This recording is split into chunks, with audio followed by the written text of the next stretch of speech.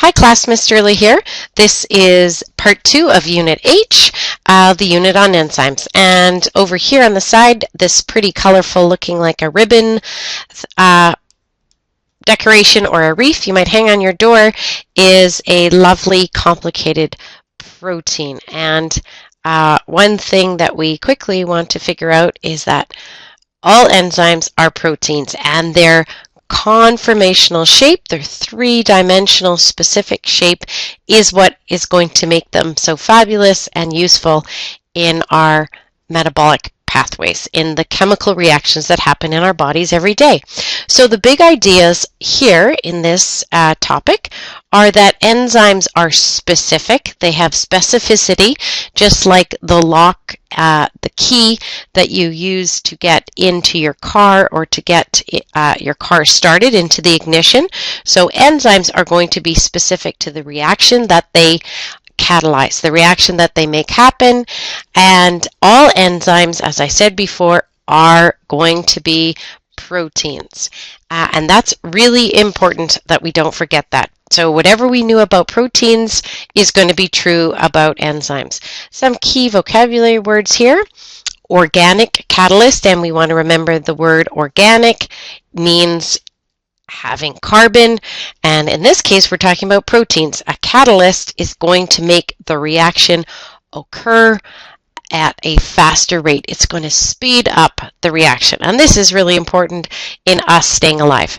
Substrates are going to be the reactants in an enzyme mediated reactant. So right here in this drawing, A and B, if there was an enzyme involved in this reaction, would be the substrates. The products are going to be what the reaction makes.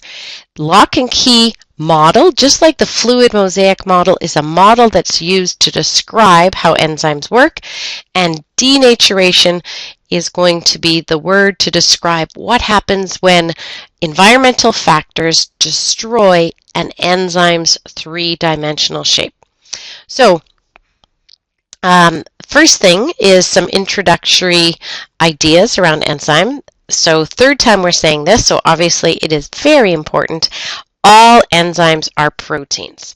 So we want to recall back to Unit C some things. Enzymes have primary, secondary, tertiary structure. The tertiary structure is the specific 3D shape that the protein assumes, and we want to remember that the primary structure is what determines that specific 3D shape. Naming, when we see enzymes, when we meet them on the street, we are going to be able to recognize them by this ending, generally speaking ending in "ase", sometimes in "in". So an example, lipase is telling us, hello, I'm an enzyme. Pepsin as well, and trypsin, another enzyme, sometimes with the "in" ending, but generally "ase". They are all organic, and they are going to be specific, so they have specificity, and we should be picking up on this idea. Where does the specificity come from? It comes from the protein's three-dimensional shape. So enzymes are specific because they have a specific shape, and that will allow them to do their work in a specific reaction. So metabolic reactions need some help to occur on a regular, consistent basis. So these are, remember, the reactions that are happening in our body all the time. And this help comes in the form of these organic catalysts.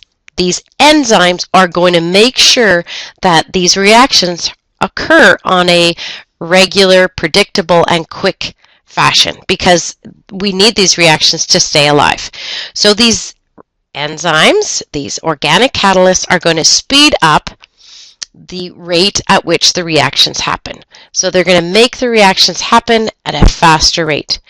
And how are they going to do this? They are going to lower the energy required to allow the reaction to happen. And we're going to look at a graph that describes this.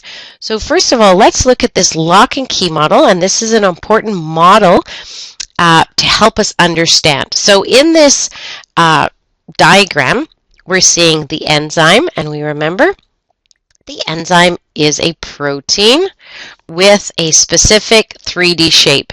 And the 3D shape that's really important on the enzyme is the active site. The active site is where the reaction is going to occur. So we see in this case that the enzyme is specific to the substrate that it will catalyze, that it's going to allow the reaction for this substrate to happen. The substrate is going to occupy, just like you occupy a chair. The substrate occupies the active site, so it fits in, just like a lock and key fit together.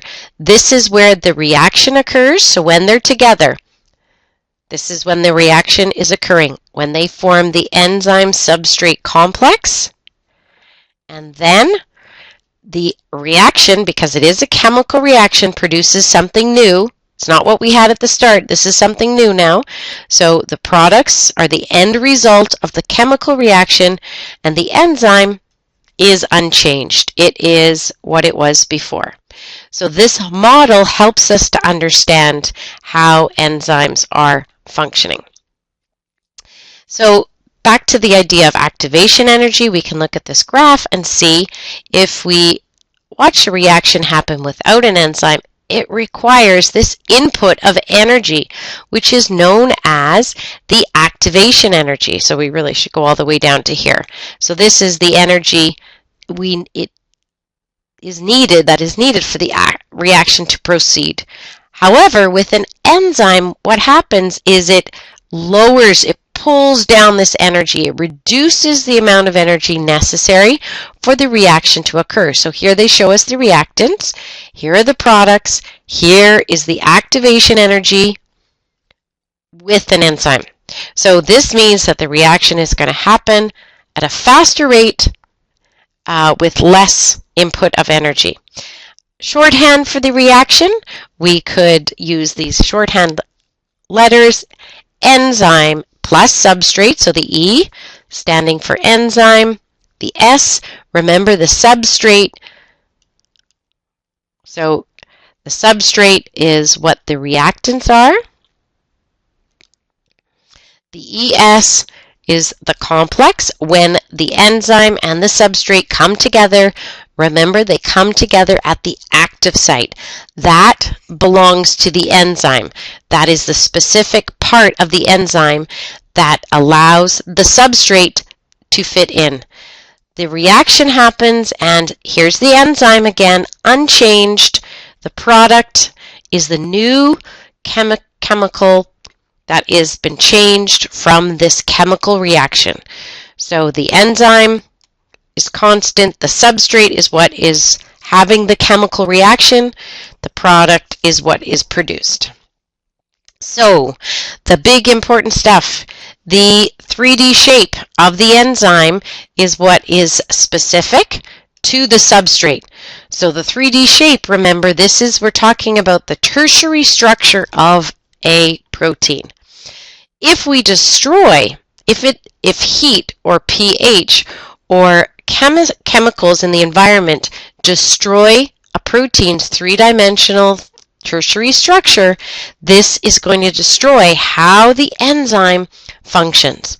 And therefore, this is going to inhibit, slow down our metabolic pathways. The really important word here for when we destroy three-dimensional shape is denaturation. So denaturation implies that the three-dimensional, the tertiary structure of a protein has been changed or altered. So can you recognize an enzyme by name? Remembering we're looking for the ending ACE. We remember anything with ACE is going to be a protein. Can we use the lock and key model to explain how an enzyme works? And can we represent the lock and key model using the symbols, so the symbols that we looked at, or utilizing the words? Hope that helped.